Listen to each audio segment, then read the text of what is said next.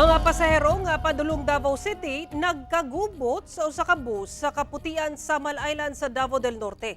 Kini dihang nag-unhanay nga makasakay. Ani report ni John D. Esteban. Oh my gosh! Mao kini ang eksena niadtong Sabado sa hapon sa bus terminal sa Kaputian Samal Island, Davao del Norte. Nagtinukluray na ang mga pasahero dihang nag-unhanay matud pa og sakay sa bus.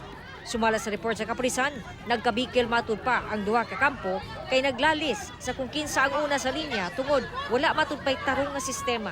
Gusto nila makauwi. Sila tanong gusto. Magagawa sila gusto makauwi sa Davao.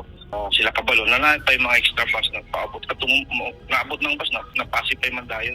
Sige pa dalang mensahe sa GMA Regional TV ni Mayor Al David Uy. Nagpa-deploy na siya og mga pulis ug task force Samal personnel sa lugar human sa hitabo. Labi pa nga muragsa na sabdaw ang tao kay nagkaduol ang fiesta sa lugar.